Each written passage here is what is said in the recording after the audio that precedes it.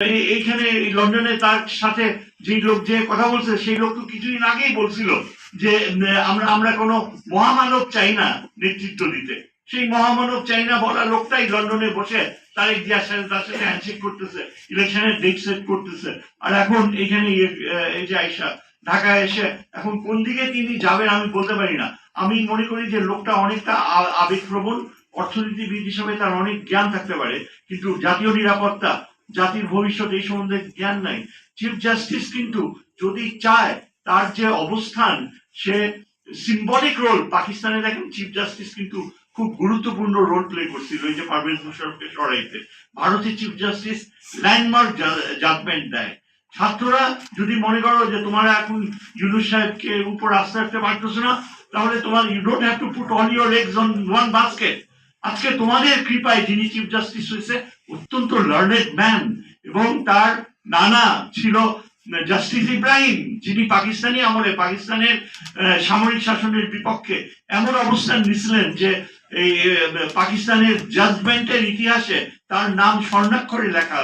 Justice Ibrahim তিনি হচ্ছে এই চিফ জাস্টিসের নানা, আপন নানা, এবং তার রক্তে রয়েছে প্রতিবাদের শক্তি।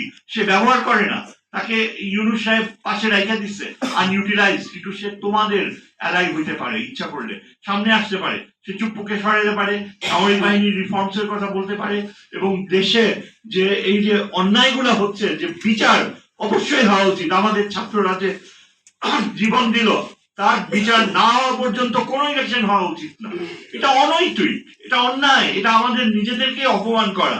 আমরা কি সেদিন এক ভদ্র আওয়ামী লোক টেলিভিশনে ওই কর্নেল হক যে ইয়ে করে ওই রাওয়ার প্রেসিডেন্ট, তার সাথে টক শোতে ঝগড়া শুরু করছে।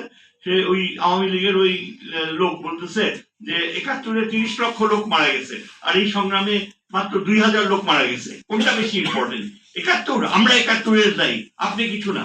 এই হক কিছুই বলতে পারে না, বলে সেটা সেটা সেটা সেটা সেটা করে না, ওরা বেশি করে বলছে। কিন্তু এই রকমের তুলনা কিভাবে করে?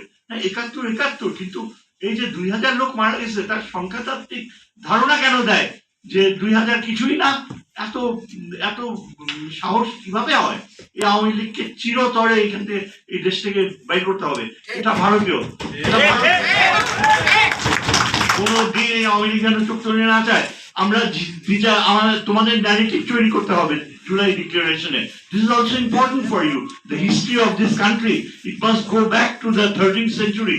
যখন ওই যে মুসলমানরা ইখতিয়ার বিন বখতিয়ার খিলজি এসে মুসলমান শাসন স্থাপন করছে, তারপর ধারাবাহিকভাবে অনেক শাসকরা আমাদের যে ইতিহাসে যাদের অবদান রয়েছে আমরা তাদেরকে কখনো খাটো করতে পারি না।